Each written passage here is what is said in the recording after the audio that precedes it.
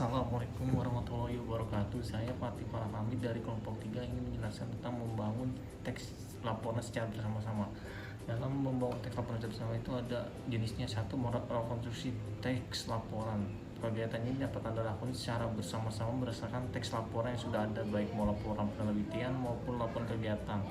Teks laporan ini dapat ditentukan antara lain dengan antara lain mencari di perpustakaan atau melalui internet. Pada dasarnya merekonstruksi teks laporan adalah menyusun kembali teks tersebut dengan menggunakan bahasa Anda sendiri, tetapi dengan tetap menggunakan bahasa dan mempertahankan struktur teks, isi, dan genre mikro yang ada. Dalam rekonstruksi ini Anda boleh menentukan tata cara sebagai berikut, yaitu: 1. Tentukan laporan yang Anda akan rekonstruksi. 2. Bacalah teks laporan itu dengan teliti dan pahamilah struktur teks tersebut.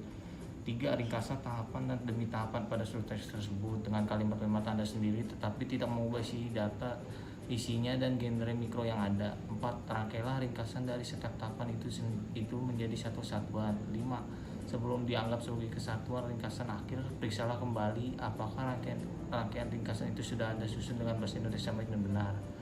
Dan yang terakhir, kesatuan ringkasan akhir yang telah diperiksa orang itu adalah rekonstruksi yang Anda hasilkan. Dan di situ juga Anda disarankan untuk memanfaatkan fasilitas yang ada seperti internet dan perpustakaan. Dalam mengerjakan ini dengan strategi itu, Anda dapat menemukan teks laporan yang Anda inginkan atau teks-teks lain yang dapat memberikan inspirasi kepada Anda sendiri. Halo, saya Devia Herliana. Kali ini saya akan menjelaskan tentang menyusun teks laporan yang baru dan membangun teks laporan secara mandiri.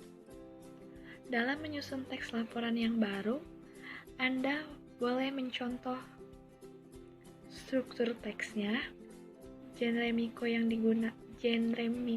digunakan, dan formulasi bahasanya. Dari mana saja, salah satunya adalah internet. Tetapi, pokok persoalan yang diteliti atau kegiatan yang dilaksanakan berasal dari inisiatif atau inspirasi Anda sendiri. Itu bebas, terserah Anda mau dapat dari manapun.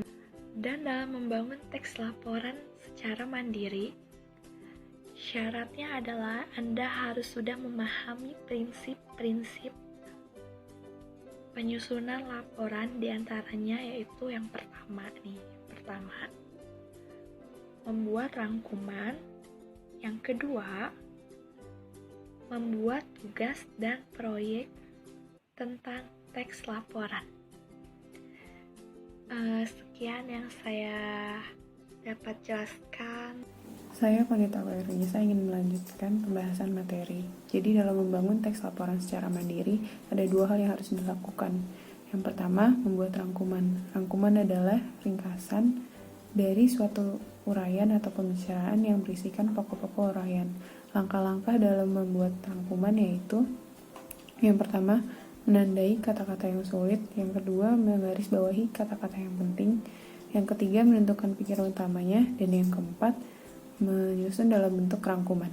Lalu hal kedua yang harus dilakukan yaitu membuat tugas dan proyek tentang teks laporan.